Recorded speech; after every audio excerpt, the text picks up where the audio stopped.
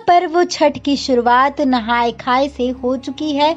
यह पर्व बिहार, पूर्वी उत्तर प्रदेश और झारखंड में बहुत धूमधाम से मनाया जाता है।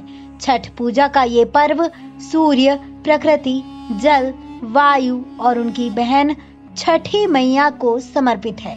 इस दिन घाट पर जाकर पूजा करने का खास महत्व होता है। व्रती महिलाएं और उनका परिवार घाट पर जाकर सूर्य भगवान को अर्घ्य देते हैं। हालांकि कोरोना वायरस की वजह से इस बार कई तरह के प्रतिबंध लगाए गए हैं। कोरोना के बढ़ते मामलों की वजह से सार्वजनिक जगहों पर छठ पूजा न करने की अपील की जा रही है। अगर आप भी छठ पूजा के लिए नहीं जा पा रहे हैं तो परेशान होने की कोई बात नहीं। आप घर पर ही कुछ सावधानियों के साथ ये त्योहार मना सकते हैं। सबसे पहले घर की अच्छी तरह सफाई कर लें। जिस कमरे में व्रती को रहना है उसे साफ करने के बाद गन्ना और केले के पत्तों से एक मंडप बना लें। इस मंडप को फूलों और दियों से सजाएं। एक तांबे के बड़े कलश में जल भर लें और इसे फूलों से सजा लें। मंडप के बीच में एक साफ चौकी स्थापित करें और इस पर नया पीले रंग का वस्त्र बिछा लें। अब चौकी पर तिल और चावल से सूर्य देव और षष्ठी माता की आकृति बना लें। इन पर 3 सुपारी रख लें और इसके सामने सारी पूजा की सामग्री वहां एक साथ रख दें। अर्घ्य देने से पहले इनकी विधिवत पूजा करें।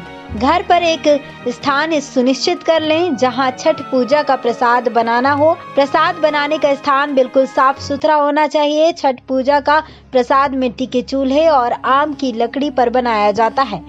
छठ का महापर्व 4 दिनों तक चलता है। इन 4 दिनों तक घर का माहौल सात्विक होना चाहिए। छठ की पूजा में गीतों का खास महत्व होता है। महिलाएं हर साल घर से घाट तक छठ के गीत गाती हुई जाती हैं। अगर आप इस साल नहीं जा पा रही हैं तो घर में रहकर ही छठी मैया के गीत गाते रहें। इससे आपका घर पूरी तरह से भक्तिमय हो जाएगा। छठ पर्व में सूर्य को अर्घ्य देने का खास महत्व होता है। अगर आप घाट पर नहीं जा पा रहे हैं तो घर के किसी खुले हिस्से जैसे कि छत या बालकनी में किसी नए बड़े टब में पानी भरकर इसमें खड़े होकर सूर्य भगवान को अर्घ्य दे सकते हैं। सूर्य को अर्घ्य देते समय जल की धार में सूर्य की किरणें दिखाई देनी चाहिए। सुबह का अर्घ्य देने के बाद घर के सदस्यों को छठी माँ का प्रसाद बांटें। आपको बता दें 18 नवंबर यानी कि आज नहाय खाए है और 19 नवंबर को खरना मनाया जाएगा। इसके बाद 20 नवंबर को षष्ठी के दिन डूबते सूर्य को और 21 नवंबर के दिन उगते सूर्य को अर्घ्य दिया जाएगा। जानकारी कैसी लगी आप हमें कमेंट बॉक्स में कमेंट कर जरूर बताएं। बता दें आपको कि ये सारी जानकारी हमें वेबसाइट्स और अन्य जगहों से प्राप्त हुई है। नेक्स्ट 9 स्पिरिचुअल से श्रुति की रिपोर्ट।